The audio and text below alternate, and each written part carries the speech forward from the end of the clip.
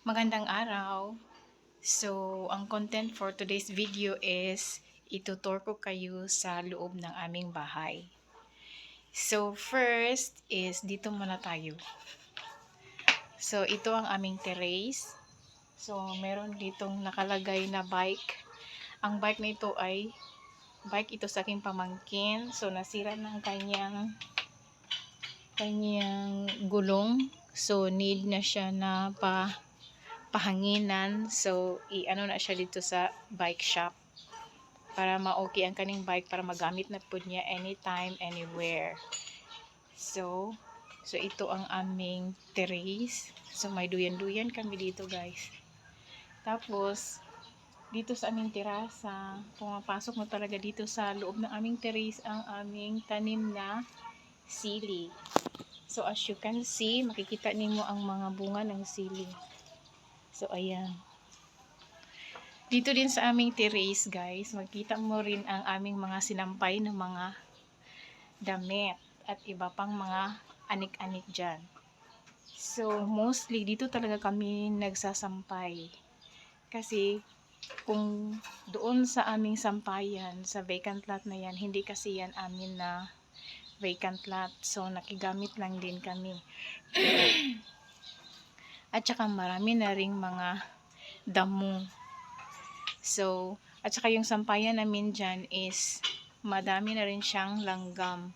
So, every time na magsasampay kami, nahihirapan akong magtupi kasi ang dami pa talagang langgam na nakadikit sa aming mga damit. Tapos, kailangan ko pa siyang i-plancha, ganon. So, kaya nagtiis na lang ako dito na lang siya isampay ang aming mga damit. So, matutuyo rin naman siya kasi reflection naman siya sa sunrise. So, ayan. So, ito ang aming terasa. So, ayan. Pasok naman tayo dito sa loob ng aming bahay. So, dito, as you can see, makikita ninyo ang my God, ano nangyari sa aking lalamunan. Parang uubuhin na siguro ako, char. So, dito ang aming sala. So, dito nakalagay ang aming sofa. Dalawang sofa. Ang aming main door. So, ayan, meron pang mga anik-anik dyan. Joke.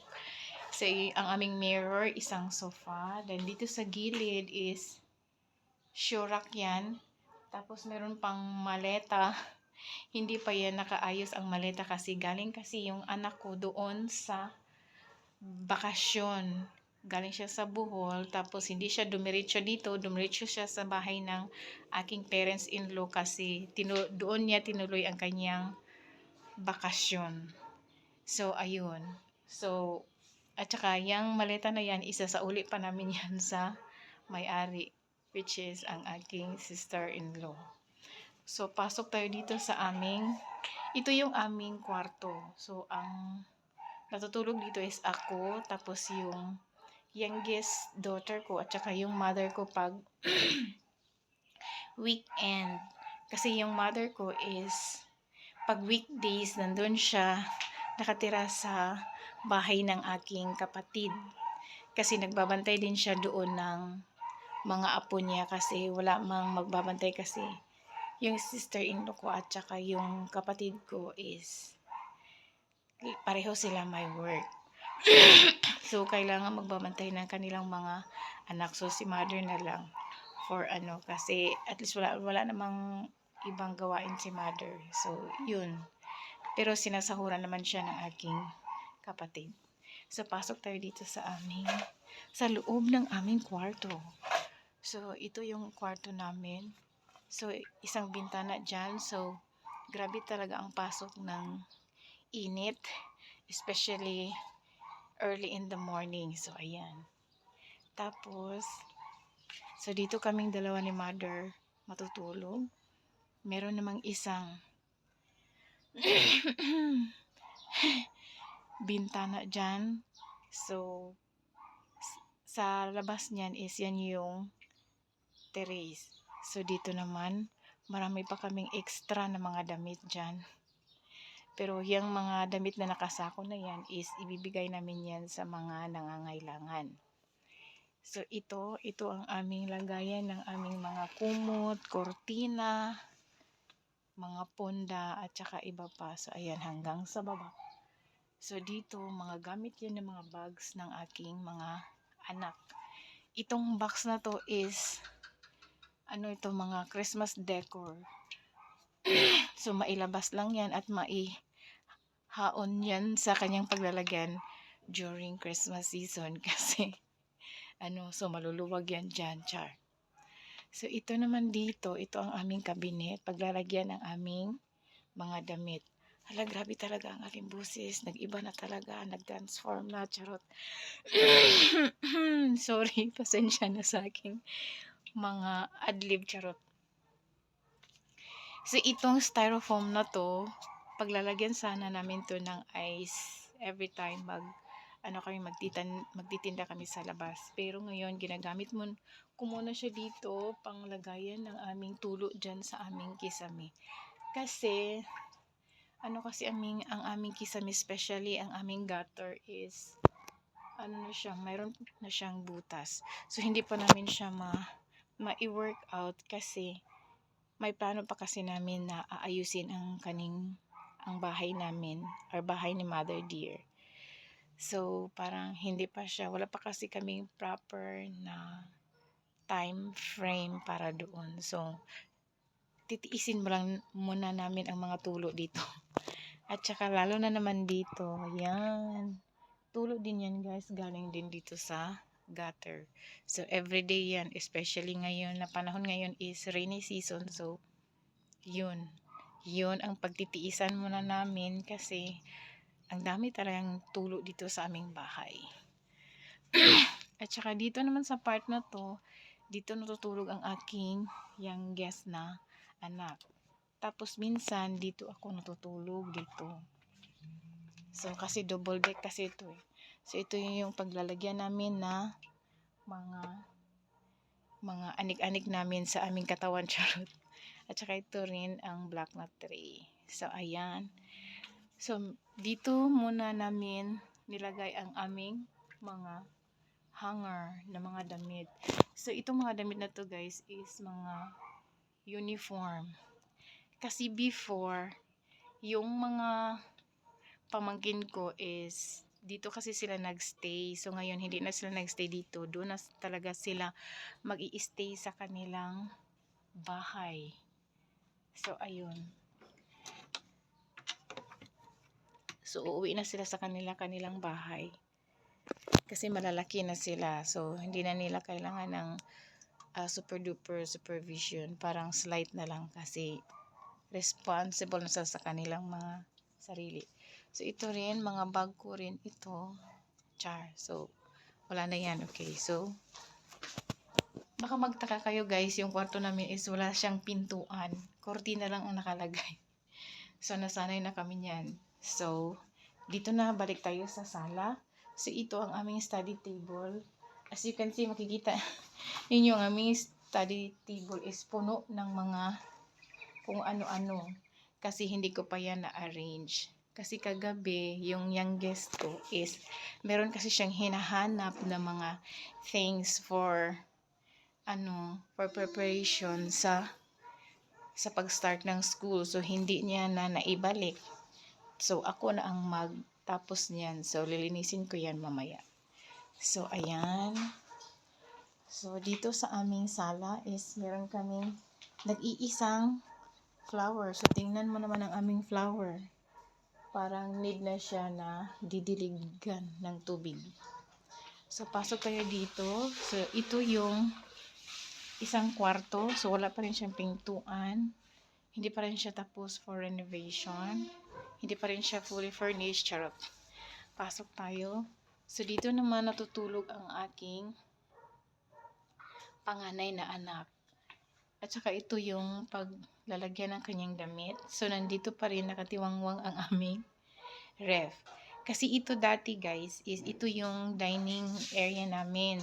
Pero nilipat namin. So, ginawa namin tong kwarto. Tapos yung harap nito is, yun naman yung dining namin, dining area. So, yung kwartong ito is, Hindi naman siya masyadong malaki, sakto lang. Pero kailangan ko pa siyang lagyan ng division dito kasi ilipat ko dito ang aking youngest na daughter para magkatabi sila ng panganay na anak ko ng kwarto. Ito na naman ang aking lalamunan para uubuhin na talaga ako.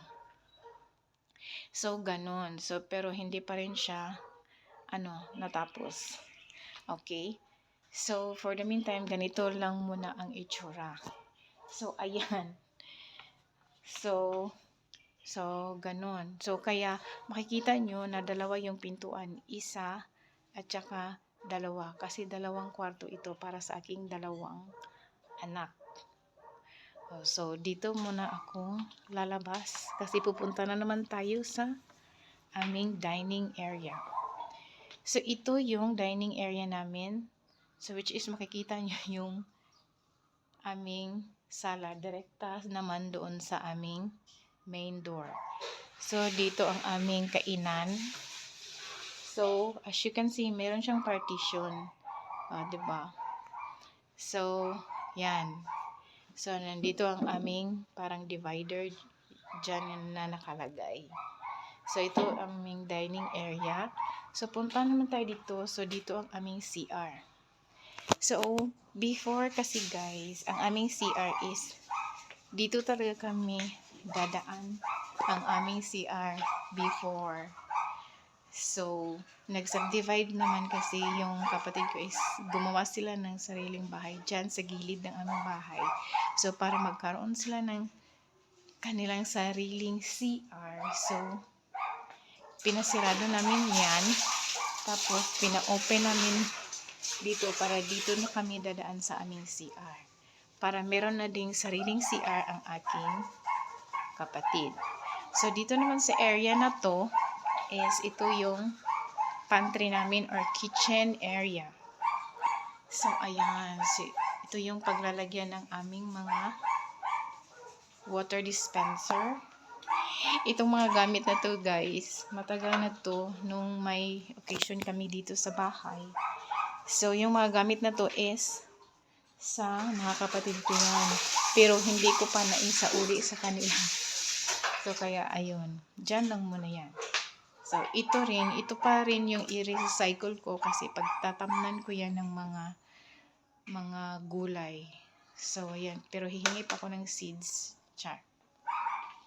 So, ayan. So, ito naman yung maliit namin basurahan. So, ayan. Meron pa rin nakasandal dyan na sako.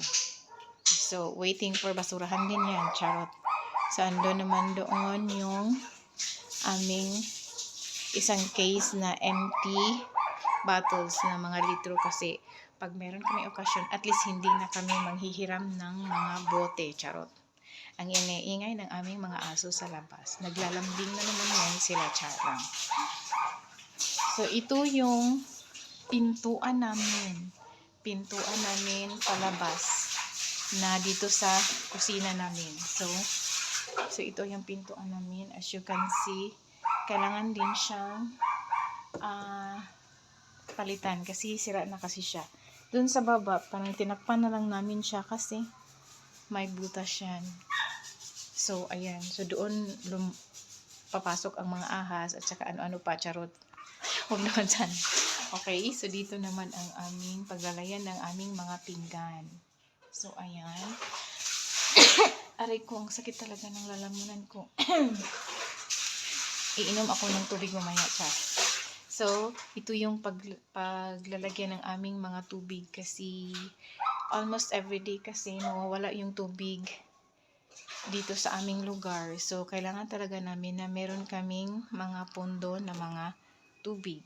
So, ayan. So, ayan. So, dito ang aming lavatory. So, ayan. Mga lavatory namin yan. Mga paglalagyan ng aming mga ricados, mga toyo, suka, at saka ano pa. Asin, sugar. So, yan. Mantika. So, ayan. Dito. Tapos, dito naman ang aming konting oven. So, ayan. So, dito na area dito yung mga lutuan namin. So, lutuan din namin itong area na to na maliit. Yan, nakatiwangwang ang aming mga basahan dyan. So, yung rice cooker, yung electric air pot, at saka, so ayan, yung electric cooker, rice cooker, at saka electric air pot. So, dito naman sa baba, yan, nakalagay din yung mga bote namin. Meron din yung laman na tubig. So, ayan, ang paglalagyan namin ng aming basahan. So, yan po, nagtatapos ang aking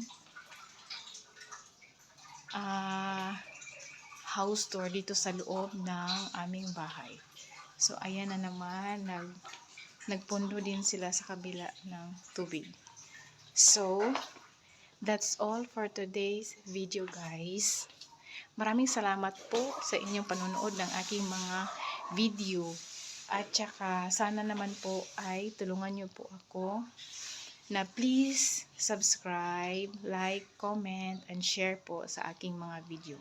God bless you all. That's all for today. Bye!